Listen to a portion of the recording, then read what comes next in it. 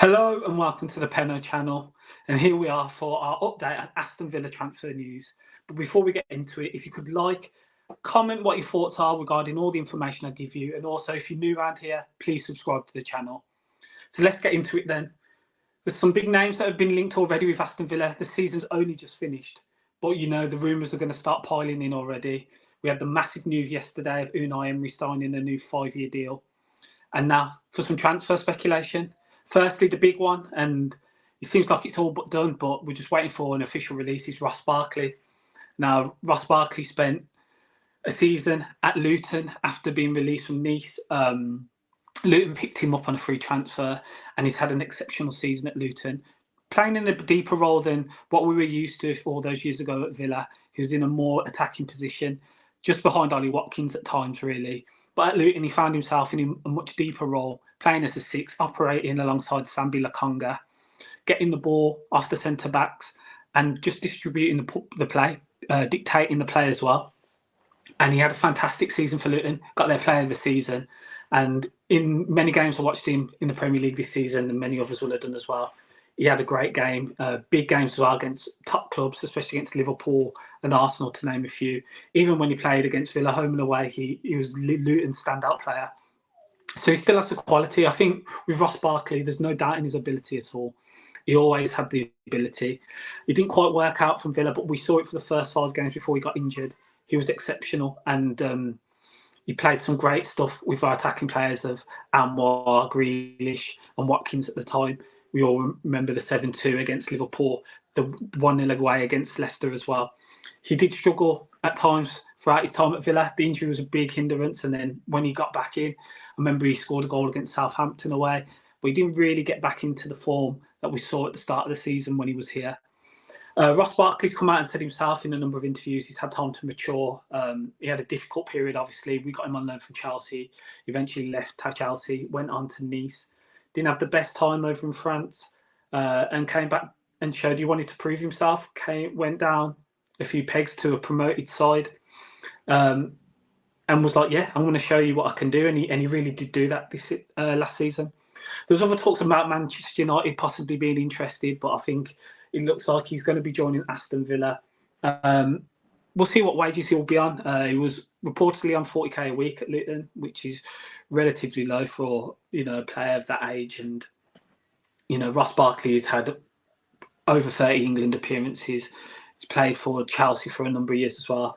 But he wanted to prove himself. He wanted to show how good he was and they could still do it in the Premier League. And some may say he was unfortunate to not even get a mention in the provisional England squad. He was very close, I assume.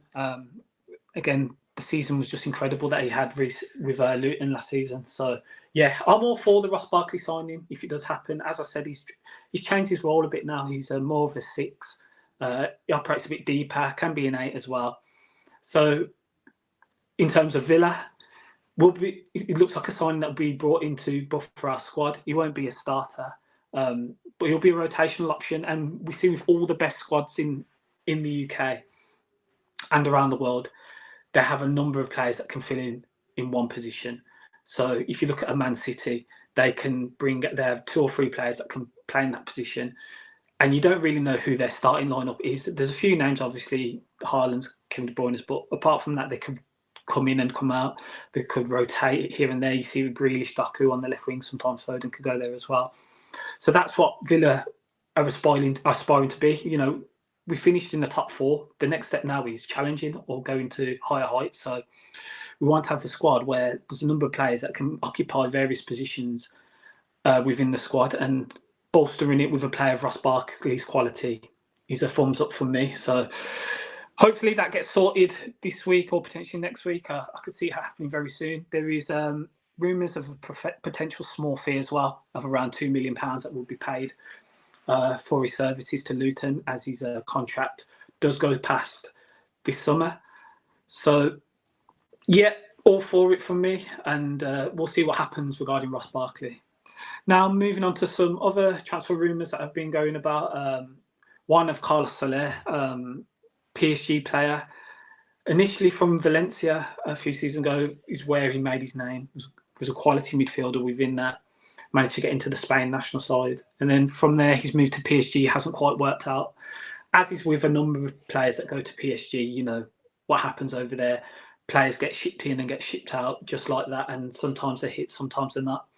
So he's been on the radar of Villa, as reported, and also Real Sociedad and Villarreal are interested in his services. Now, it does seem as if Carlos Soler would like to go back to La Liga if the opportunity arose, rather than the Premier League. But obviously, with Unai Emery at the helm, we have a Monchi as well involved. We have a very Spanish-influenced head of all departments within the club. The control over football procedures is Spanish-based. A lot of the people higher up are Spanish, so we do have that culture within the club. You know, we brought in Pau Torres as well as a Spanish player, and there's a number of Spanish-speaking players in the squad. So he could feel at home if he came to Villa. We'll see if that escalates or goes anywhere. But yeah, that was one name that's been mentioned quite a number of times now, and it'll be interesting to see if he goes any further with Carlos Soler, because obviously he will be looking to play first team football. I can envision him leaving PSG this summer to go and get that, because I can't see that happening at PSG. Going on to some other players now. An interesting one is Matteo Guendouzi.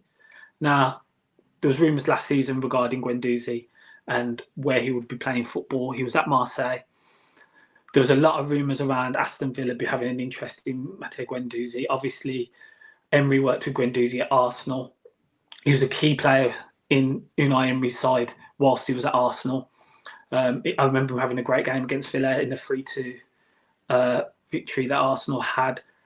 So yeah, Guendouzi, he was integral at times for Unai Emery. So Unai Emery knows him as a player. Now, he ended up going on loan to Lazio this season. Didn't have the greatest of seasons, to be honest. But again, that could be due to environment or other factors. Again, Matteo Guendouzi is a young player still. He still has a lot of years ahead of him. And I think he's looking for a place where he can become settled again. Guendouzi was flying in that Marseille side that had, you know, William Saliba, Boubacar Kamara, that side that will really look like they were going places. He was thriving in that, and then obviously a number of key players have left since that point. So yeah, it'll be interesting to see where this one goes. Do Villa need a Matteo Guendouzi? It seems like Villa are looking for more midfield options. If we go through them, you've got Douglas Luiz, you've got Boubacar Kamara, who is expected to be out to at least November. Potentially, we might not see Boubacar Kamara till 2025 because of his injury.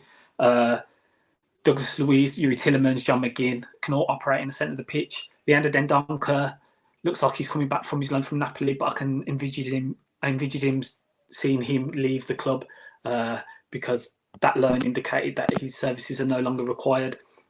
Also, Callum Chambers, I could see leaving the club as well. So there's not many midfielders within that. Timmy Rigbunam, he's been part of the squad for a lot of this season, but has hardly got the minutes I personally would have expected, and I'm sure many other Villa fans would have as well. So yeah, there is spaces within that midfield. Morgan Sanson also has been sold. He's gone to Nice now for €4 million. That's been closed.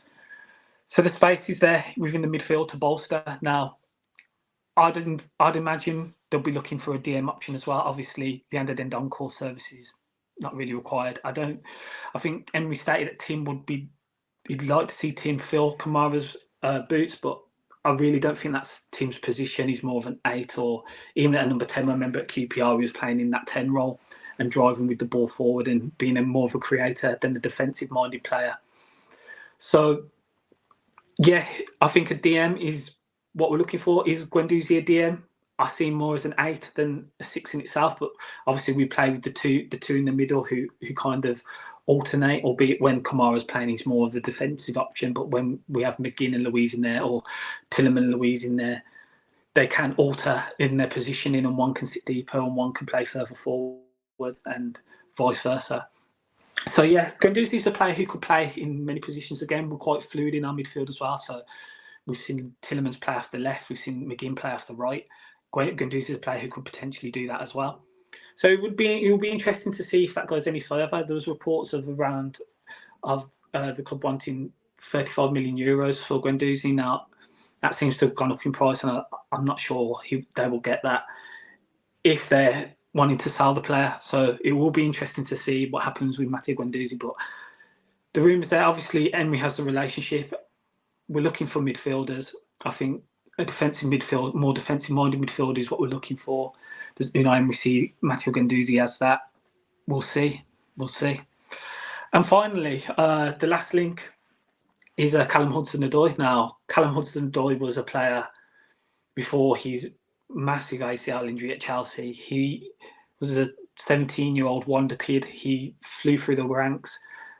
I've seen read articles and heard stories of, Reece James' dad saying Callum Hudson Odoi was the best player coming through the Chelsea academy. He even made his England debut while he was 17. I think a lot of people do forget that, but he made his England debut at an extremely young age, and he had that horrific injury. He had the links to Bayern Munich. Chelsea decided to keep him and not send to Bayern Munich. And his career kind of stalled from that point. Eventually, over the seasons, didn't really get the opportunities, and Nottingham Forest managed to pick him up for, I think, a fee of £3 million, which looks to have been an absolute bargain now, because he's had a great season. It took him a time to find his feet within the Forest side, but the second half of the season he's been quality, and he's really shown what player he can become and the player he was before he had that massive injury. So there's interest. There's a number of reports stating that 3 clubs within the Premier League are looking at Callum Hudson Odoi. I think Tottenham Hotspurs have been expressed as one of them. And one of the clubs that was stated was a Champions League club. So, as Villa are top 4, we are Champions League side. So it would be interesting to see if those links are to Aston Villa, and if Unai Emery sees something within Callum Hudson Odoi. Emery stated that we are looking for wingers as well. There's been numerous articles from local journalists and journalists who produce articles regarding Villa and report on Villa. So is that a winger option Unai Emery's looking at? I think he's a talented player, and he started to get back into the groove and putting in performances that we knew Callum Hudson Odoi could. So I'll be all for it. I think he'd be a quality signing now. Obviously, Forest would be looking to get a decent fee, but with the position that Forest are in, potentially they might need to make sales before the 30th of June due to PSR restrictions. And if that is the case, Callum Hudson Odoi might be one of the players they look to offload. But yeah, it will be interesting to see that. I don't feel Villa are in as strong a position as they have been in previous summers regarding spending due to, again, PSI issues.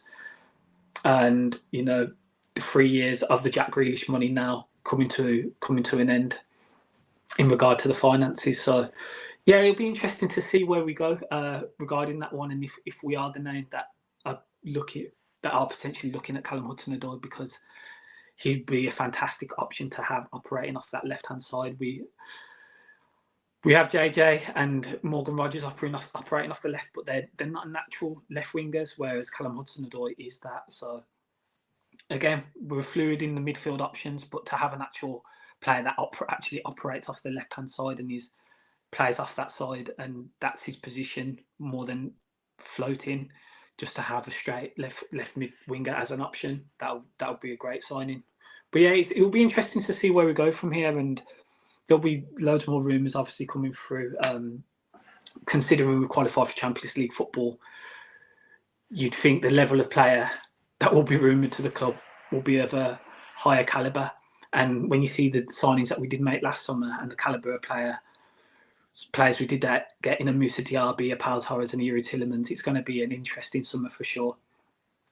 So yeah, that's the latest of some of the transfers that we're potentially looking at and potential signings that Villa could make. Regarding outgoings, as stated, Leander Dendoncker is one player that looks like he's surplus to requirements, as well as Callum Chambers as well. News that Cameron Archer has returned to Villa. He's signed back now, so Cameron Archer is another signing another player that's come back into the club.